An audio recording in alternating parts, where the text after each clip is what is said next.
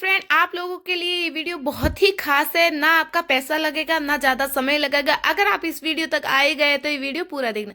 तो फ्रेंड, अक्सर क्या होता है, सर्दियों में बच्चों को खांसी है ना, बिना वजह ही हो जाती है, बिना कहीं बाहर जाते तो भी है ना खांसी हो जाती है। तो ये वाला जो मैं आपको सॉल्यूशन बता रही हूँ, आप एक बार घर पे जरूर ट्राई करना। इससे खांसी, अगर रात को बच्चे की खांसी छिड़ जाए और एक बार ये पिला दोगे ना, तो एकदम झटके से खांसी बंद हो जाएगी और खांसी कभी नहीं आएगी। आपको पान का पत्ता लेना है और अदरक लेनी है। इन दोनों को अच्छे से कूट लेना है। जैसे देखो मैं कूट रही हूँ, इसको अच्छे से क्रश कर लेना। आपको इसका पूरा रस निकाल देना है। और ये देखो बहुत ही यूजफुल है फ्रेंड। आप है ना बड़ों को भी दे सकते हैं और बच्चों को भी दे सकते हैं। एक बार घर पे जरूर ट्राई करना। आप सच्ची में यकीन नहीं मानोगे कि कितनी भी खांसी होगी ना, वो एकदम शांत हो जाएगी और कफ वगैरह जमा हुआ होगा ना, वो भी निकल जाएगा। तो इस तरीके से देखो मैंने इसको क्रश कर लिया है। अब इसके अंदर पानी डाल के और मैं किसी बाउल में इसको ट्रांसफर कर लूंगी। आप चाहो तो ऐसे ही निकाल सकते हो, और आप है ना कच्चा भी दे सकते हो बच्चे को इसका रस निकाल के। पर पानी के साथ बॉईल करके दोगे ना, तो वो बहुत ही ज्यादा यूजफुल रहेगा। तो अब मैं इसको बॉईल करके लेके आती हूँ फ्रेंड। इसको पूरा आपको एक गिलास भर के डालना है। अगर आप ज्यादा बना रहे हो बड़ों को देने के लिए, तो गिलास भर के बनाओ और आधा उसको होने देना है। देखो मैंने कितना पानी डाला है और ये बॉईल हो रहा है, कलर भी चेंज हो गया है। हाँ देखना, मैं आपको बताऊंगी कि इसमें बस एक चम्मच जितना इसका रह गया है। पर आप सोच रहे हो इतने से क्या होगा, बच्चों के लिए बस 2 बूंद ये काफी है। और आपको इसको छान के, देखो मैं छान रही हूँ, और इसका पूरा रस एक कटोरी में डाल दूंगी मैं। और आपको गरम गरम ज्यादा नहीं पिलाना है, आप जितना मतलब सहन हो सके उतना ही पिलाना है। मैंने पूरा ठंडा किया है क्योंकि मेरी बेटी बहुत छोटी है, इसीलिए इसको ठंडा करती हूँ। और ये थोड़ा अदरक की वजह से थोड़ा कड़वा होता है। तो इसमें आपको क्या करना है, थोड़ी सी शहद मिला देनी है। तो एकदम ये है ना यम्मी सा हो जाएगा और बच्चे आराम से पी लेंगे, और इतना जल्दी इफेक्ट करेगा, आप सच्ची में विश्वास नहीं करोगे। तो ये देखो इस तरीके से एक चम्मच भर के निकल गया है। अब देखो मैं इसको इसके अंदर शहद मिलाऊंगी, और शहद से बहुत ही ज्यादा, और शहद ही आपको मिलानी है, शक्कर वगैरह कुछ नहीं मिलाना है। आप चाहो तो, अगर आपके घर में शहद नहीं है तो आप गुड़ मिला सकते हो। गुड़ पूरा आपको एकदम बारीक करके डालना है। अगर शहद है तो और भी ज्यादा अच्छा है। तो इन सबको मैं अच्छे से मिक्स कर लूंगी। और अब ये गरम गरम था ना, तो शहद मिलाने से ठंडा हो गया है।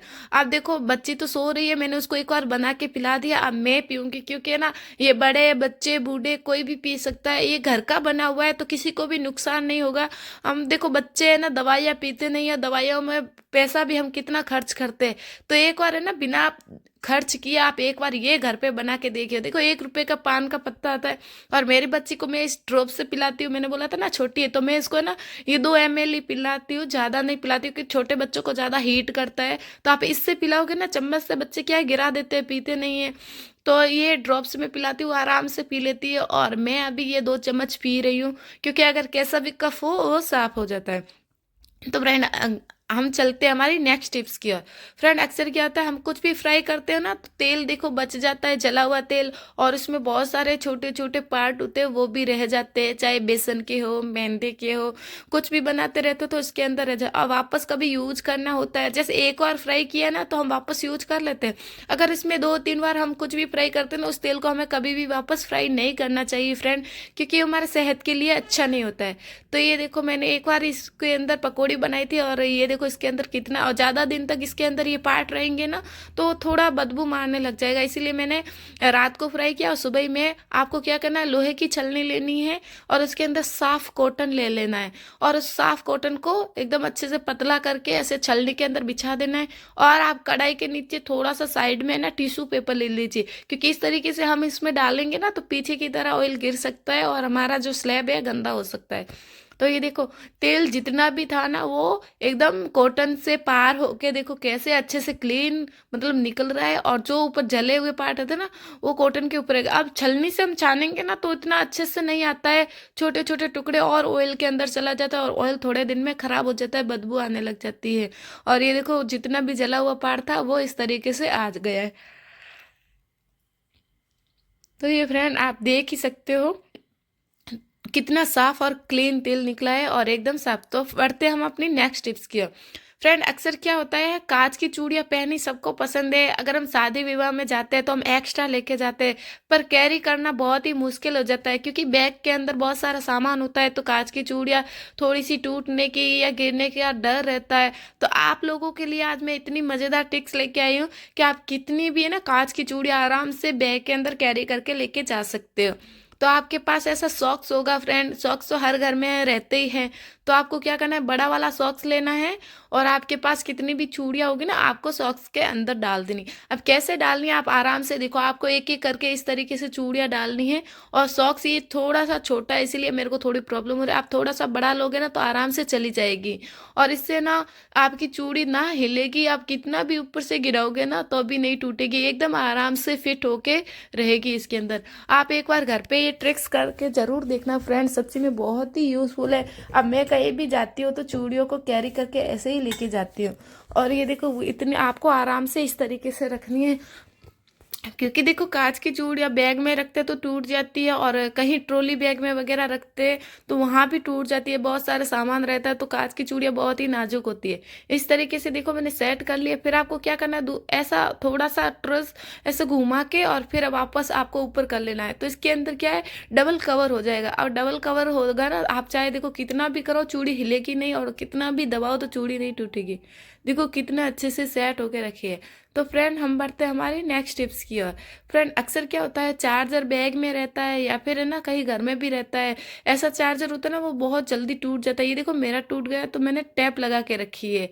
तो आपको क्या करना, मार्केट्स में ऐसी रिंग मिलती है, आप एक बार ऐसी रिंग ला के आप चार्जर के मुंह पे और उस साइड आप डालोगे ना, पहना दोगे ना, तो आपका चार्जर बिल्कुल भी ख़राब नहीं होगा। और ज़्यादातर यहाँ से ही सबके चार्जर टूटते हैं, यहीं से जॉइंट से, और बहुत जल्दी है ना यहाँ से टूट जाते हैं। और फिर है ना वो कितना भी महंगा चार्जर हो ख़राब हो जाता है, फिर काम नहीं आता। तो इस तरीके से आप रिंग ला के ऐसे पहना दो, कभी चार्जर आपका नहीं टूटेगा और आपकी वायर भी गंदी नहीं होगी। ये मैंने अभी ला के पहना है, इसीलिए पहले से मेरा चार्जर बहुत ही वाइट कलर का है, गंदा हो जाता है, पता नहीं क्यों होता है। तो बढ़ते हैं हमारे नेक्स्ट टिप्स की ओर। फ्रेंड अक्सर क्या होता है, हमारा गैस है वो एकदम येलो टाइप या फिर कभी कभी है ना रेड कलर का निकलता है।